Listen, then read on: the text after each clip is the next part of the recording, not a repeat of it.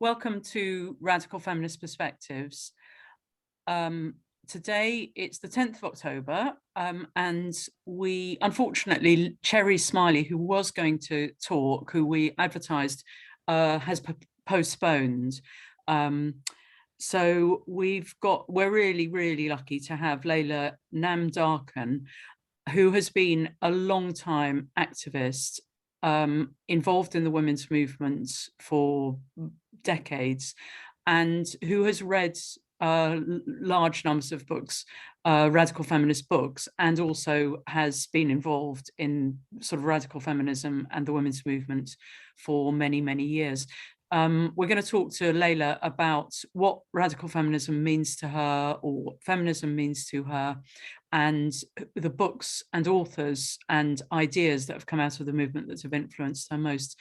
So, as always, put whatever you want to in the chat, ask questions, and I'll stop sharing.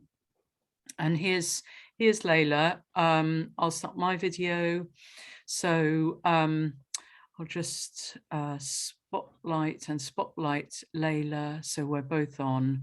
So welcome everybody to Radical Feminist Perspectives, and welcome Laila. Thank you so much for coming to talk to us about your sort of interest in feminism, or your activism. First, to get started, could you tell us what brought you to feminism? What sort of first got you interested in it?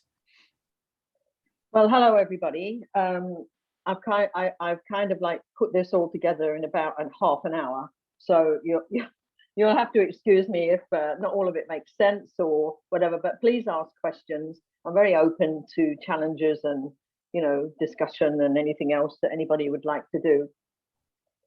But I first came to feminism, really, I guess, in a naive kind of way. I joined the Labour Party in the early 70s. And at that time, the Labour Party was very open in some ways to women and to the women's section, which was a standalone section then in the Labour Party. It had a conference, it had very active feminism that was coming out of the 1960s and the women's liberation movement.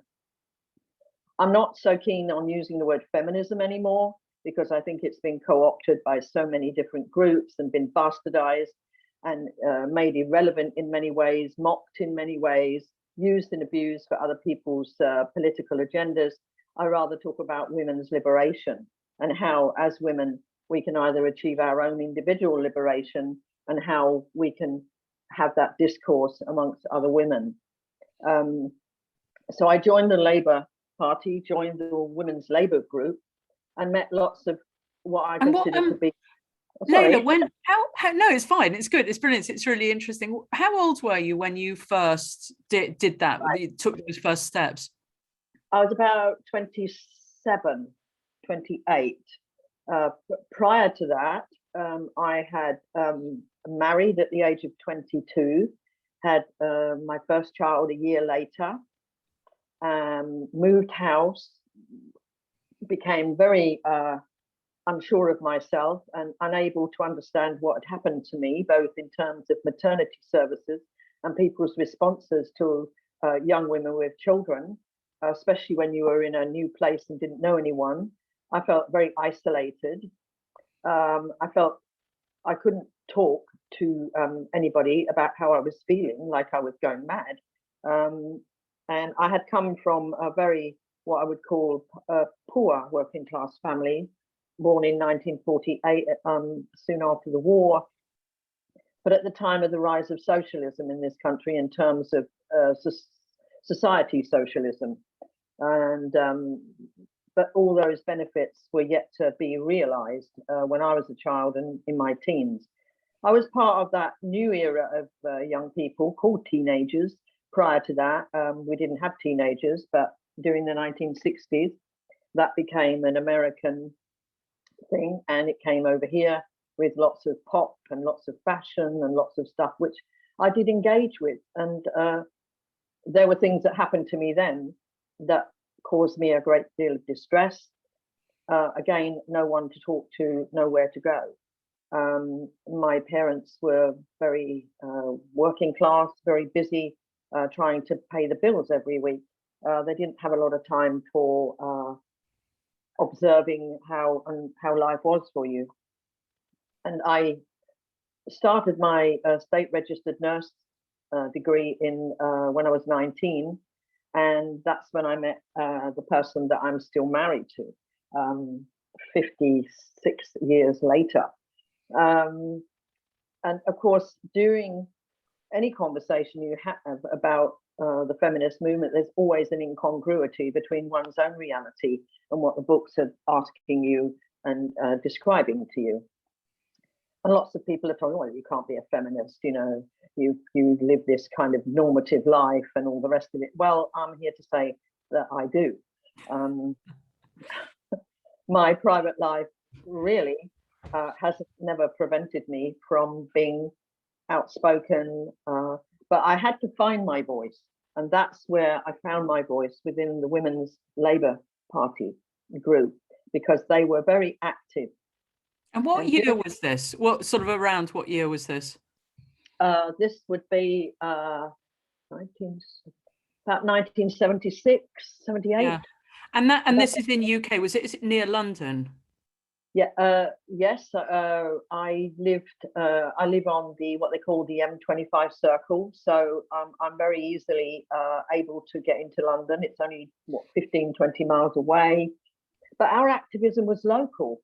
That was what's so beautiful about it. We didn't have, yes, we did go on demos because we were a very political family. So we were very involved in the labour movement. We were very involved in anti-racism, anti-apartheid, and all sorts of other things that we were involved. So we were regularly marching in London, me dragging my kids everywhere.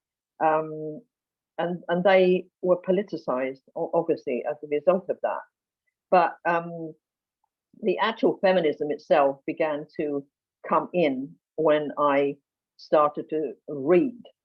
I have to say that from those women and books that I was able to purchase, there's the most wonderful bookshop on Charing Cross Road called Silver Moon. Silver Moon, I used to go there, yeah. And most of the books that I own, apart from some I've picked up all over the world when I've traveled in secondhand bookstores, have come and originated from there. And of course, more recently, you have to go online if you want to try and get feminist books, because quite frankly, you have to search the libraries, you have to search the bookstores for any area now that's described as women's liberation and at best feminism. And then you get an assortment of feminism that you think, huh, what's that? Yeah. So what was it? Can you tell us about a couple of the first books that really? Yes, right. So the first book was this one. Oh yes, Kate Millett's. Oh, can you push it over a bit so we could see it? Move it a little. Yes, there we are. Kate Millett's Sexual Politics. Yes. Okay, so was that your one of your first most? One of the first books that I read was this book. It was recommended that I should read this book by friends. This is obviously the second copy. I gave so many copies away that I have to keep replacing them because I never got them back. So you learn that if you want to give your books away, if you want to lend your books out, make sure you get them back, especially books like this that are no longer in print or difficult to get hold of. What I loved about this book was I was very into literature when I was at school. And I had read all sorts of literature, you know, Dickens, and many of the authors that she talks about in here. And I had never had any kind of basis on which to critique these books. I had read James Baldwin's books when I was 17 and 18. These books were things that I'd dragged out of the library. And my father used to take me to the library when I was very young, and I used to crawl into the adult section and on the bottom sit on the floor without Miss Hibbs seeing me and pick off books off the shelf, and my dad would bring them out for me. And one of the first books I brought out was called The Hospital. And I was about 13 when I read this book, and it was all about this downtown second-rate hospital that Black people were forced to use. And that really woke my consciousness up in terms of racism and the Americanization of racism, and how that was a daily experience for African American people. So I'd always been very, very keen on books. So I had a whole section of James Baldwin, because he seemed to be the most prominent at that time of Black writers. And now I would want to critique him. I would want to tear those books apart. He is a lauded writer, but his attitude towards women is entirely misogynist. As a gay man who went to Paris and wrote most of his stuff there, like Giovanni's Room and Tell Me How Long the Train Is Coming On, and a load of other titles. So I had those books and I'd read them. And this book, this amazing book, really opened my eyes to how male dominance of literature had permeated into the entire psyche of women, who felt Lady Chatterley's lover and stories like that were things. And the other one was Lolita. You know, it's a paedophile charter. As far as I'm concerned, that's what it is. There are classic academics who would argue that this is a polemic, you know, this is a great book. And yeah, of course, it probably is a great book for some people. When I read it, I felt only disdain for the child that was being blamed for attracting an older man, which is very much what we have today in our courts, you know, that young women and women in general constantly having to prove their case, constantly being tested whether you did this or you did that before any justice is administered whatsoever. So Kate Millett was a great influence. Do you think, Laila, that women who have not yet read Kate Millett should read it? Is it still relevant and useful to read? So for newcomers to radical feminism, or you know, to the women's liberation. And the other one that she wrote that I have is the Looney Bin Trip, which was about her descent into madness and how that was treated. And we now see that playing out over and over again. When you look at this case of Britney Spears, you realize how the authorities can control women who they define as mad, rather than seeing the trauma, rather than seeing the life experience that has actually what I would consider to be triggered responses that society doesn't like: anger, grief, depression, lack of conforming to this gender stereotypical role of what women are supposed to be. Women refuseniks are defined as crazy. You're mad. If you don't want to do all these domestic chores and take care of everything and the house is running riot, well, it's because you're a refusenik. It's not because the truth is that you actually come with that story that nobody wants to hear. And I'd heard that story when I went into mental health with young women on the margins so many times. So Kate Millett, I recommend anything by her. So the next one, you want me to go on? Well, of course, yeah. How could you not? Laila's got 500 books, so but we're not going to get through all of them today, at least. Oh, I'm seeing a Lolita as great. Yes, I remember downplaying. Oh, right. So here we have, moving on rapidly. Can you see that? Yes. Yes. Yeah, that's perfect. We can see it. Yeah. Andrea Dworkin, Pornography, Men Possessing Women. I still read it today. I read it to remind myself that everything she said was true. And I had the privilege of meeting Andrea Dworkin twice here when she came, once in London at the Conway Hall and once down in Brighton when there was a big conference on violence against women, global violence against women, I think it was called, some time back. And we sat with other women with her and had coffee and talked, and it was just fantastic. Broke my heart when she passed away, when she died. Was she an amazing speaker when you heard her speak? Was it just? No. She always came with bodyguards, because the porn industry and the publication industry in America had marked her as a problem who was going to cause mayhem and prevent them from spreading their vileness all around the world, which of course they've done via the internet. what was once something that popped through people's front doors from Holland in a brown paper cover is now available to anyone and everyone globally. And she foretold that if pornography was not halted.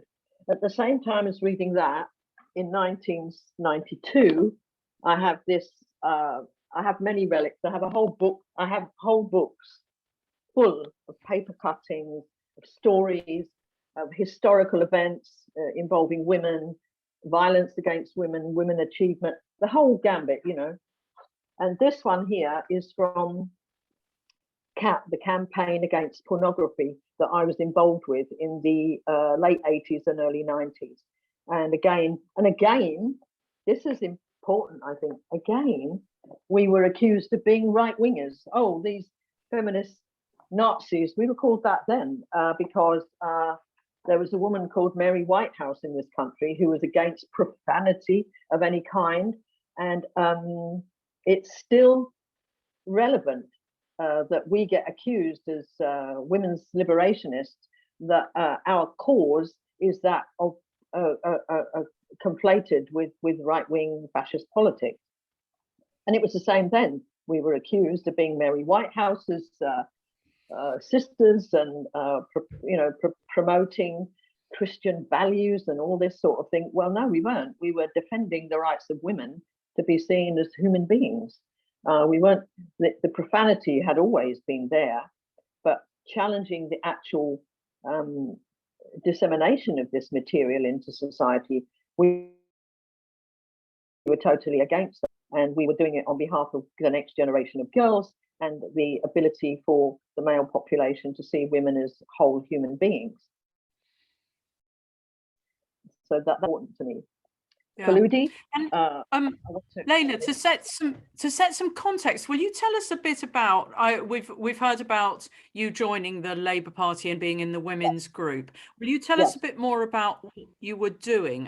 And then that we can weave that into the books that it influenced you, because it's very interesting what you did. Your activism is fantastic. Yes.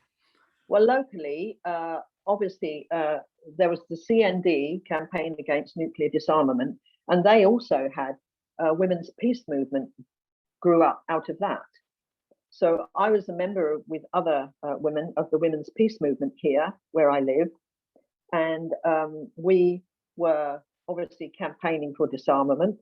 And at the same time, Greenham began about 1983. And our group went down there many times in solidarity with the women that were camping there. And what's often forgotten is that those women who were actually living down there would probably not have survived as well had there not been women's peace groups all over the country that were raising money, buying food, buying fuel, bringing fuel, giving out money to the women. Every time the bailiffs would come in and ransack the camp and take away all the camping equipment, we would drive down there in a van with new equipment to give out. And no one was ever prosecuted for stealing all the property of these women and destroying it and leaving women standing in the middle of the night with nowhere to go. So we spent many years doing that, putting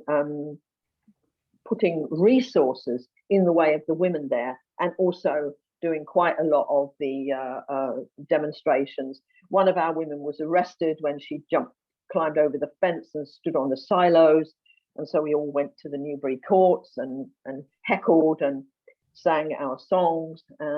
We would be continuously harassed by police, brutally harassed, hit, smacked, cracked, touched, surrounded by large horses that were huge.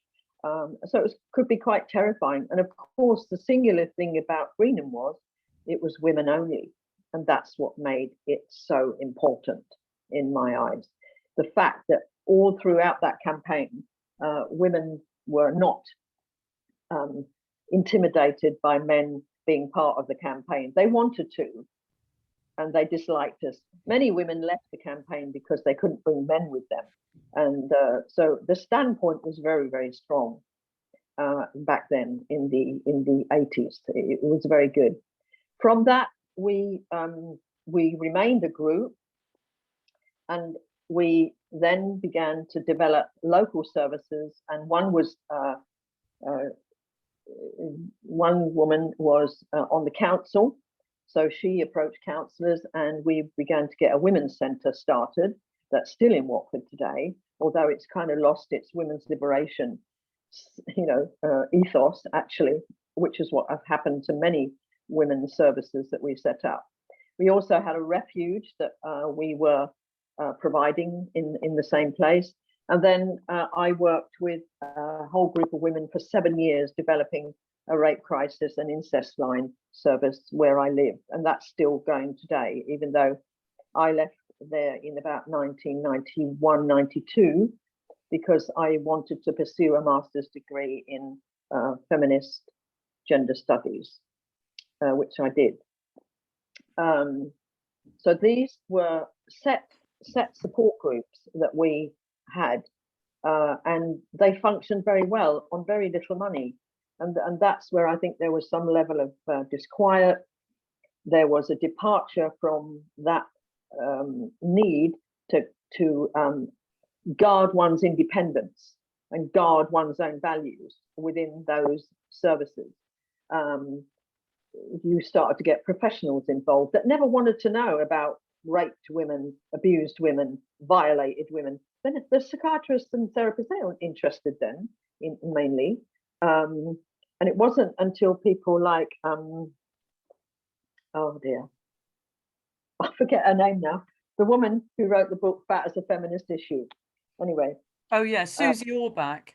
Susie Orbach. When Susie Orbach came on the scene, that again was a fantastic breach and opening, as was Brown Miller's book on Against Our Will.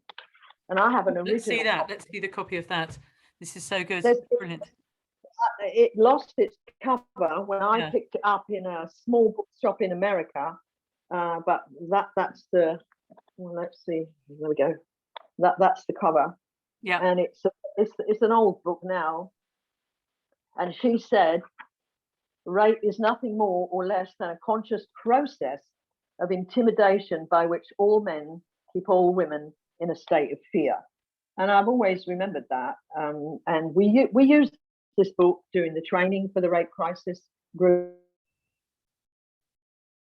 We trained into it, and it was a seminal work to guide us about. And then there were a few women like Sue Lees who did some research into court cases called Rape on Trial. And obviously, Julie Bindel and other people have done a lot of work since on the court processes around rape.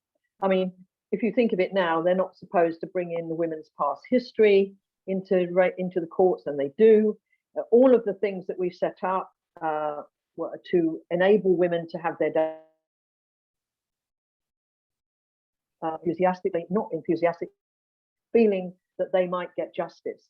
And as we know today, I think at that time, the clear-up rate for rape in the 1980s was about 32%. Now, and we thought that was really low, and we needed to push that up. But today, I think it's around 2%. Yeah. So we haven't gone forward there, unfortunately. So as you were involved in the setting up of the Women's Centre and Rape Crisis Centre and Refuge, were you still involved in the Labour Party at that stage and active? Was there sort of support from those groups? Yes, Labour councillors, like with the GLC, if you remember, people remember the GAC and the much hated now Ken Livingstone, but he diverted money all over. Not to where I live, but we could use that model to get our own local councils to divert funds to women, because after all, women are taxpayers, women pay all the other things. It's interesting that we contribute so much, but we get so little of the nation's resources for the development for women, for girls, for all sorts of things that women need. So many rape crises went under during the lockdown, and cutbacks over the last 10 and 11 years, so many rape crises. And now they're all under this interesting umbrella, about 100 and something rape crises, all run, all sort of, it's very strange to me that they're all run with this umbrella group, and they all have paid workers, and anyone can join. It doesn't matter what your politics are. You know, you can be one of these sort of what I call benign, benevolent types, and you can work in it. And often there's no liberationist or feminist analysis of actually what you're doing here. We had to resist calls from victim support who wanted to know why we weren't channeling women to them when we were, you know, when the rape crisis was active. And it was fascinating that the police also wanted us to channel information to them as well. And we made it quite clear we had very, very strict boundaries. And I don't see those strict boundaries around rape crisis centres and work now. When you can appoint a CEO of a rape crisis who's a man, I think that something's gone very, very dreadfully wrong in the feminist analysis and the argument for queerest intervention in women's liberation. I don't see how the two connect at all. So books like Brown Miller's Against Our Will, which is actually what rape is. In those few words, it sums it up. And violence against women. These things happen to women against our will. So all of these books, do you think this would also be useful for women to read now? Susan Brown Miller's Against Our Will, that would set some context. It would give understanding. I think she's already commented that she's been critiqued quite a lot about her book. But my argument is you have to place those books in the context of the time. If she was writing that book and doing that research today, she'd probably come up with a similar quote that I've given you, but she would probably place things in a different context and in a different narrative than what she has now. But I still think the book is relevant.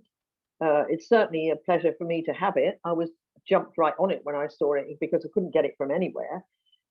We had a book. That's the other thing. We had resources in our rape crisis, bookshelves full of things, latest research, latest police stats, latest.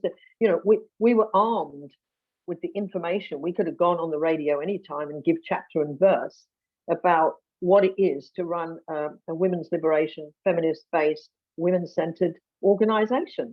I don't think I hear that today. Maybe I'm wrong. Has that pretty much completely gone? I know Vancouver Rape Relief still work on that model, but I don't know if and that's in Canada. I don't know if anywhere in Britain does, or in the States, or anywhere in Europe. I think they've all become part of the system, haven't they? Social structure, that they're funded by local authorities. And that's why when you apply for funding, you have to fill in their formats and you have to answer their questions and you have to abide by their values. And many of them, I mean, even when I was still in rape crisis in 1991, 92, and having started all the way back there, and I was in it for what, 7-9 years or so, I was working full time at the time as well. You know, it wasn't, this is something we did as a collective. And that's another thing. Collectives were so important. As part of anything we did, it was consciousness raising. Can you explain for women who haven't been in a collective what it is, how does it work, and what's consciousness raising? Well, consciousness raising was an opportunity for women to sit in a safe space together and talk about anything they wanted to. And we felt in our collective that if we were going to listen to women exposing some of the rawest and deepest traumas that they'd experienced, we needed to expose our own. We needed to trust each other to be able to expose our own so that we would then be a trusted source for women coming to us. So in that group, I discovered that I'd been molested. I discovered that I'd been raped. I had never had the words to define those experiences, rather than just put them to one side and say, well, that's the way it is. You know, that's how it's that's how it works. So you don't question it because there's nobody listening. And you felt utter shame anyway. You didn't betray your father, did you? No matter how benevolent he was in his actions, you didn't betray. And then you find out that on my mother's side, when I was about 50, my mother came to stay with us, and she was in a dreadfully distressed state one afternoon. And I said, "Whatever's the matter?" And she said, "I don't really understand why you're in rape crisis." And I said, "Well," she said, "it's like you've got a second sight." I said, "Well, what do you mean?" And she said, "I was abused from the age of 2 by my father, by your grandfather. He was a paedophile." And I tell you, if I had plates in my hand, I would have dropped them. And I felt, oh my God, that. And then it was like the wall came tumbling down, and I began to realize exactly what my mother had had to live with all her life, and how she had had to muster so much strength just to live day to day and raise 2 children in very, very difficult circumstances. And you know, when you expose yourself in consciousness raising in a trusted group, you get so much support. So I was able to talk about these things in an environment that I felt safe. Yeah, and Laila, I mean, it's so fantastic that the group was a supportive place and helped you see, and then also do something positive. Sort of, it wasn't a disaster; it actually seemed to be nurturing and give you a way to move forwards. But can you explain more? Because a lot of women haven't experienced this at all, and maybe would want to set up a consciousness raising group. Like, do they meet every week, and how long do they go on for? We had already met weekly as a group for Greenham, because we had to make sure we understood the law of trespass and what we would do if we were sitting down with our arms folded by blue or yellow gate or wherever it was, with our legs crossed or linked arms to hold each other. And we would do that. So we would practice that. And how we would practice trust was that we would all do little things like standing and allowing ourselves to fall backwards and be caught by the women in the group, so that we would all feel that we would all have our backs covered by each other. We all understood that, and we practiced that quite a lot. We talked about what we would do and how we would raise the money if one of us had to go to court, and how we would raise the money, which usually came from our own pockets. Anything. We would collect clothing, we would collect anything we could as a collective. And it was seen as a legitimate way to be. You know, it wasn't like it was a dangerous thing for women to meet, because it had a productive outcome, but it also had an inward spiritual and self-development where you could feel safe. And of course, the other thing when you're in the rape crisis as a woman who's living with a man is that you go through this period of what is called living with the enemy. And how do you equate that? You don't. I was never a person to make irrelevant gestures. You know, I wasn't going to start stomping off, and because I had come from a difficult background myself, and there was no reason in my mind to make myself homeless for a principle. I respect women who do, wholly respect women who do, but that wasn't my way. My way was, no, we have to do this together.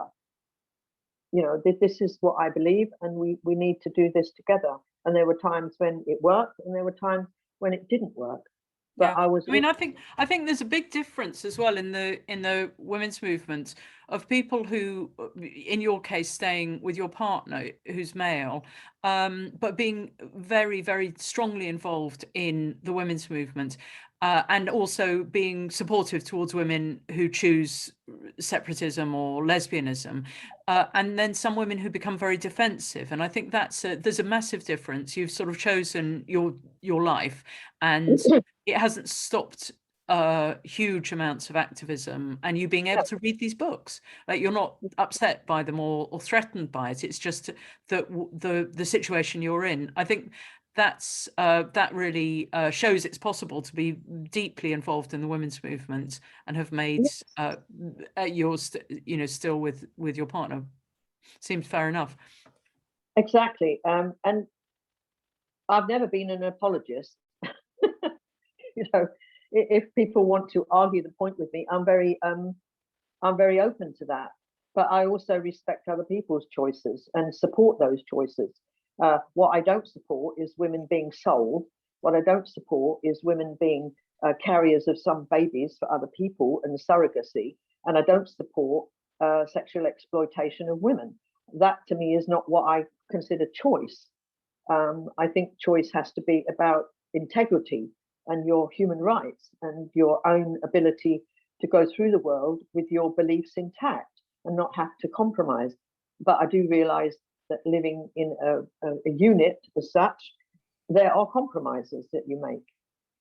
And in my unit, we play to our strengths and recognize our strengths. And you know, there are other things outside of that that I do. I don't just sit contemplating the state of my tribe of women, though I do say that occupies a large proportion of my mind. Yeah. Laila, can I just ask you again about going back to, because of the consciousness raising groups Yeah. being so important. In my understanding, you would meet, and would you have a chair for these meetings, or how would you organize, and No. whose house would it be in, and It would be in how long did they go on for? How many hours? oh well, most women that were in our group, there was about 15 or 20 of us at any one time. And we would meet in one person's house because she had an old dilapidated Victorian place with a big room which could accommodate us all. We would all shell out for any refreshments that we required or any resources that were needed. We would all contribute to that on a sort of practical level. But it was really taking turns for people to talk and to talk about whatever they wanted to talk about, and to assist in any way that we could without preaching or without judging or without saying, "Oh my God, did you?" You know, that sort of expression. Because in a rape crisis counselling situation, you cannot show shock when a woman describes some awful thing that's happened to her and go, oh, like that, you know, or when a woman sits in front of you, as it's happened to me several times, saying, when I leave here, I'm going to commit suicide. You have to have an approach that enables people to take responsibility and space to take responsibility for their feelings and allow those feelings to come out without offering, you know, oh, well, if I was you and all this sort of conversation. No, you allow women to talk because women do talk, but amongst themselves, but maybe they don't talk as deep as they might do in a trusted group. And that's why I think that's what's important. We would meet regularly. Of course, there was no technology then, so there was no mobile phones, but we had what we called a phone wheel, and each of our names was on it. And so there would be me, and then there would be Joan. So a message would come through to me, and then I would phone that message to Joan. Then Joan would phone the message on to the next person. And so the whole thing would go around the wheel. And if nobody was there, but more often than not, people were available. And then, of course, answering machines. We had answering machines. They had come in by then, which were most helpful. And that's how we ran our rape crisis centre, with an answering machine system. I mean, it sounds like in schools in Britain today, girls are being offered mental health services and wellbeing services. And if they're feeling, if something bad's happened to them, say they've been raped or sexually assaulted, or, you know, they're just traumatized by growing up to be a woman and porn or whatever, they're told to go to see this professional therapist who seems to provide a individualistic answer, which often involves taking drugs, but also bearing their Yes. soul to this professional, often a man, so like the old priests.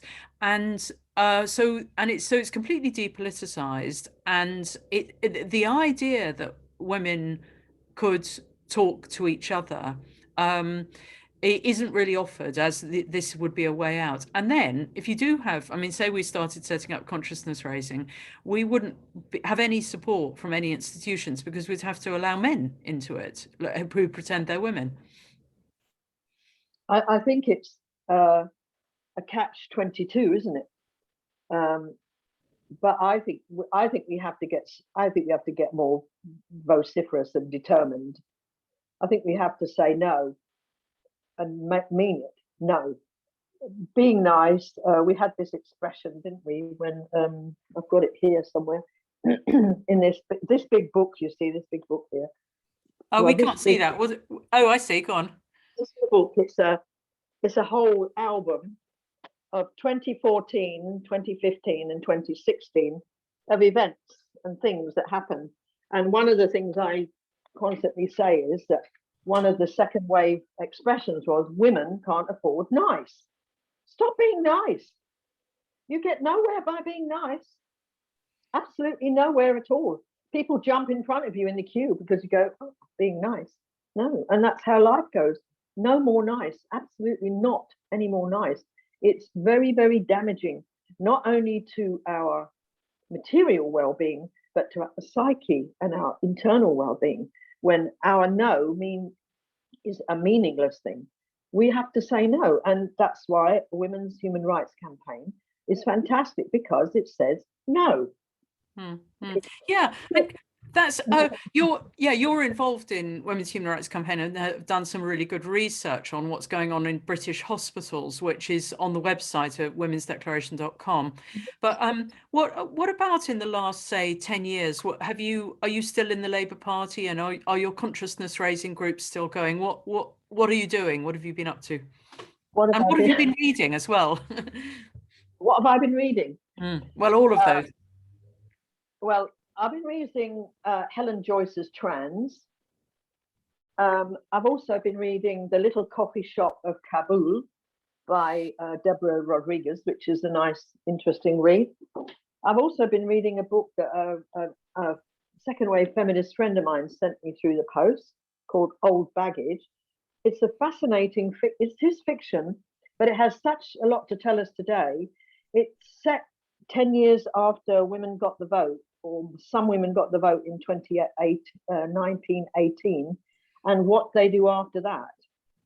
It's about two women who live together and what they do, and how one of the character, Maddie, she says, when I first went to place my vote, and I think this is quite interesting, when I first went to place my vote, I looked down the list of people to vote for, and all of them were people that had been against women having the vote. And she said it was so ironic in this fictional story. I wonder how many other suffragettes felt like that when first they got the vote in 2018. It's incredible that you then faced with voting for people that actually didn't think you had the right to vote if you wanted to vote. So I think she drew a picture of a dog or something. I can't remember what she did on the ballot paper. But she did that. I've also read, I don't know, Jane Rule, Desert of the Heart. This is a very old, one of the first books. I think this was published in 1964. It was one of the first books, lesbian books in a canon of fiction written by Jane Rule, Desert of the Heart. It's I found it a very interesting read. So that's what I've been reading currently. Germaine Greer, of course, she can't not be put on my list of women. That would be wrong. And other women that I have on my list are, let me see. Yes, I've got obviously Bell Hooks, because I had a mixed race daughter and son. I had to understand what the world was going to be like for her. So I read this book, Ain't I a Woman? Black Women and Feminism by Bell Hooks. And again, written, I think I bought this book in 1987. And then I read Talking Back by her as well, which was a brilliant book, and Black Looks by her. These were seminal works to me that, as a white woman, helped me understand the realities that Black women and women of color and mixed race experienced. Another book that was influential to me was Janet Frame. I'm sure many of you know Angel at My Table, which was made into a film. But again, it was about how madness is treated and how women experience these things. And the other book relating to that was Phyllis Chesler's Women in Madness, which was a seminal work, which enabled me to educate quite a lot of people working with women in the mental health system. You see, again, the mental health system has gone back into its old shadow of not actually understanding or developing anything to do with what shall I consider women's experience. I sat with so many psychiatrists who just would dominate the conversation, wouldn't allow women to speak, would drown them out with, no, you need to change the medication, you need this, you need that. You know, the chemical kosh is used relentlessly against women, both in prisons, psychiatric services, which is where I finished my career, which was some of the best work I believe I did. You asked me what I did after those things. It was use those experiences to try and infiltrate those ideas and those beliefs into services in the mainstream, affecting mental health, affecting the detention of women with learning disabilities, women who were detained under forensic psychiatric mental health orders and detained in places like Broadmoor, which is a high secure hospital in UK. And then you have medium secure, then you have low secure. And we worked very, very hard for single sex services and getting a theoretical base where we could talk about relational security for women rather than physical security, which meant drugs, keys, locking women up, handcuffing them, tying them down, and all those sorts of awful things, models of mental health that are based on what were considered to be men's needs, just like the prison service. That's why it's okay now to put women, men into women's prisons, because the prison system is utterly based upon a male model of incarceration. It's not made the report that came out in about 2005, in which it was investigated the incarceration of women in this country and what should be done. And what should have been done was that the women's prisons should have been closed and alternative settings found for women where they could learn and recover, because the vast majority of the histories of women that are detained in prisons is one of extreme trauma. There wasn't one woman that I met in 9 years of my working in that system that wasn't deeply traumatized and scarred themselves. So that's those books, Women in Madness. You need to look at that. And then what else have I got? Oh yes, I do want to talk about the Feminist Dictionary. I don't know if anybody's ever got a copy of this. No. It's a fantastic resource. I mean, it's full of it's something that a lot of women might benefit from now if you can get a copy, because it has a definition and a thing for everything. It's by Cremari and Treichler from Pandora. I lent one copy to somebody and I never had it back. So I managed to track it down online from a vague bookshop somewhere and re-get that book for me. But it's got great things in it that quite useful when you want to define things. I also have Germaine Greer, The Whole Woman, which was her response to the female eunuch. After so many years, she wrote this book. I find that you can dip in and out of this. She has the section on transsexuals and all sorts of things, and and in our bodies ourselves, she says things like, a woman's body is the battlefield where she fights for liberation. It is through her body that oppression works, reifying her, sexualizing her, victimizing, disabling. Her physicality is a medium for others to work on. Her job is to act as their viceroy, presenting her body for their ministrations and applying to her body the treatments that have been ordained. If she fails to present herself, if she refuses to accept treatment, she's behaving badly. Yeah. And that leads me on. That looks, yeah, really good. Yeah, gone. This is an invaluable. It's old now, and it has been reproduced. Our bodies, ourselves. I thought it was a revelation when I lugged this huge, great book home. And I recently lent the book to my granddaughter who had concerns about something, and she took it and read it and found it useful. So when did I buy? I bought this in the 1990s from Silver Moon one day when I was out and about in London. You know, and you would say that's still very relevant. A lot of the information, health information.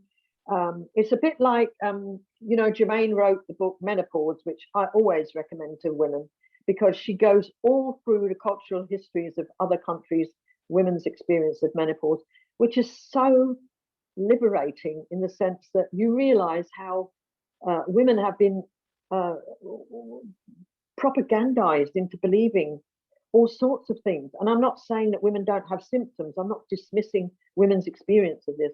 But it's interesting that Japanese women apparently don't experience menopause in the same way as we do in the West, and blah, blah, blah. And I think that's just fascinating when you read those sorts of things. It's not in this book, but it is in her book on the menopause, which I also recommend. Some of the books I've got are what I call information, developing, expanding, reaffirming, and all of those wonderful things that make us women. And that's why I treasure them. And so I don't really always need to buy new books, but of course I've got Sheila Jeffreys on my list as well, Unpacking Queer Politics. That's a must-have. And what else? I think the last one, which is now covered in butter from my breakfast, is The Confessions of the Guerrilla Girls. Oh wow, yeah. Which is the American group who challenged the art world throughout. Well, when did I buy this book? Oh, God knows. It's quite old. But they literally, nobody knows who they are. Still nobody knows who they are. And they've been going, I say, for 20 or 30 years or more, challenging the art world as gorillas and dress up as gorillas. They did great things on signs, and challenge the art world in many different ways. It's a really interesting book to read. And I don't know, were there any questions come up? Well, I still want to know the end of the most up-to-date thing about the Labour Party and the consciousness raising group. What's happened to both of them? And yeah. Well, after when I left the rape crisis in about 1992, after about 7 years I was involved with it, I and other women gradually drifted away with other things that they were doing. I then went on to study feminist politics while I was still working. I was still in the NHS at the time, and I was the lead for inquiries into sexual abuse there. So that would be done. My way of doing it was from a feminist theoretical base. The abuse of learning disabled women goes largely unchecked. And these cases would come to me within our hospital. We had 3 hospitals. I was the service manager. I was the lead nurse for various things, and one of them was inquiries into sexual abuse. We set up a group. I set up with a very amazing woman called Michelle, who was a psychologist within our service, and she was setting up sex education for learning disabled men and women separately, not together. And we did lots of policy to try and improve the lot of women. And that's where I did my master's research into single-sex services and single-sex living at the time, because there was a huge clamour in this country to revert back to single-sex NHS inpatient services, and that included psychiatry. My work was based on interviews that I did with women detained, and it's so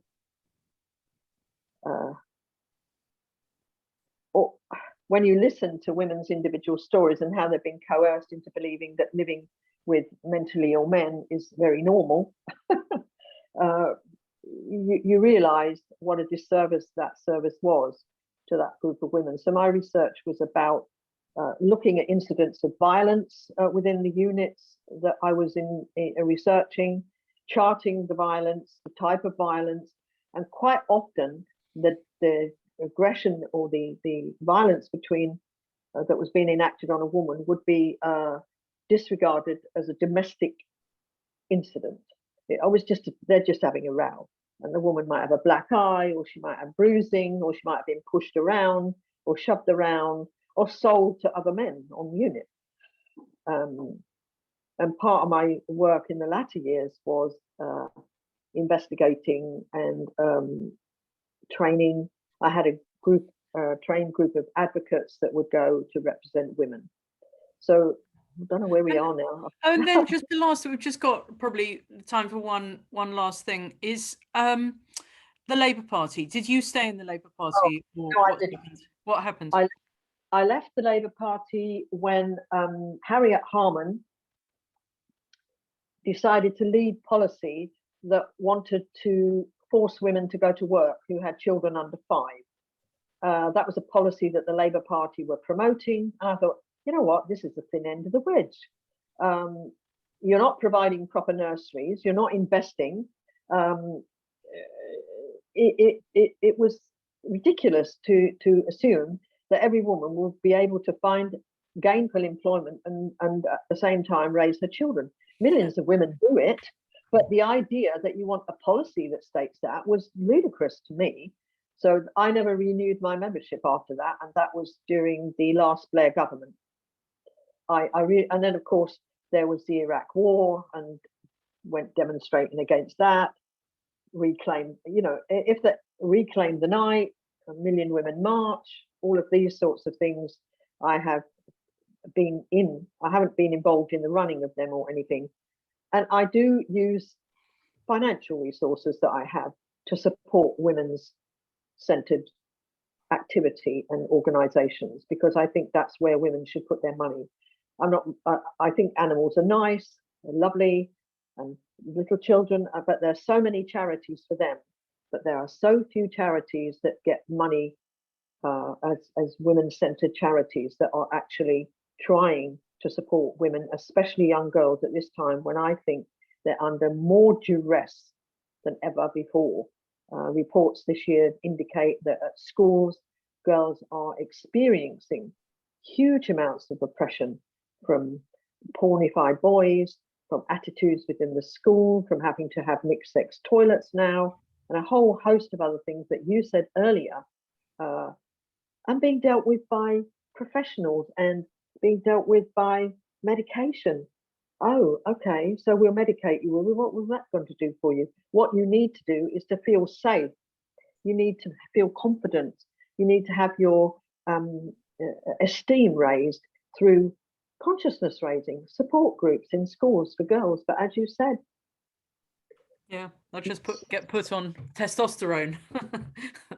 Right. Oh look, we've come to the end of the hour. I think if we could all give a round of applause to Laila, I'm going to do it, because I'm sure everybody else is.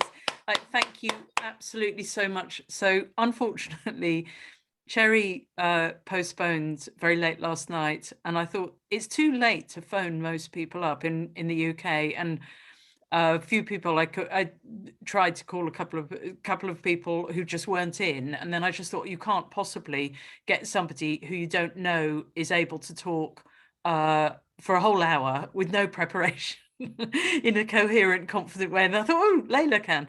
So thank you so much, Laila. It's just totally brilliant. And there's actually obviously a lot more to talk about from what we've been talking about. We could get you on again. Hopefully we will, to unpick some of those other things. But I think it's been incredibly interesting, and it's helped us have more and more, we're deepening our insight into what happens in the second wave, what we got out of it, how it saved me. What it did for me in finality was it gave me a theoretical base to understand why my life and other women's lives were like they were. That's what second wave gave to me and left me with. There's few women that I there's only one woman, two women actually. One is online. I saw her. You wonderful sister there. You know who you are. That I'm still in contact with from those days. Many women got enmeshed in other things, and I think that's what happened. I guess there was a false sense of consciousness that we thought we'd won everything.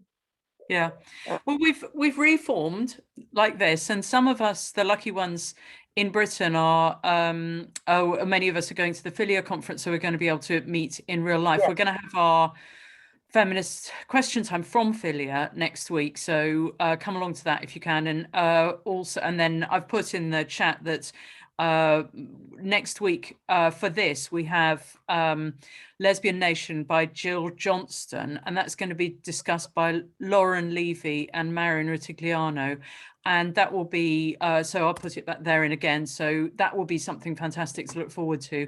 So okay, well, have a nice Sunday, everybody. And Laila, I've sent you a thing for a debrief, so maybe we can chat to just carry on saying how great you are, and I'll of course send the chat to Laila. Yeah, no, it's fantastic. And also some of the women were saying if we could get a list of the books, if possible, that would be amazing. Then I can send it out to people, but if not, it's okay. Okay, go on, no problem. Okay, so right, bye then. Bye. Thank you so much, everybody. Bye.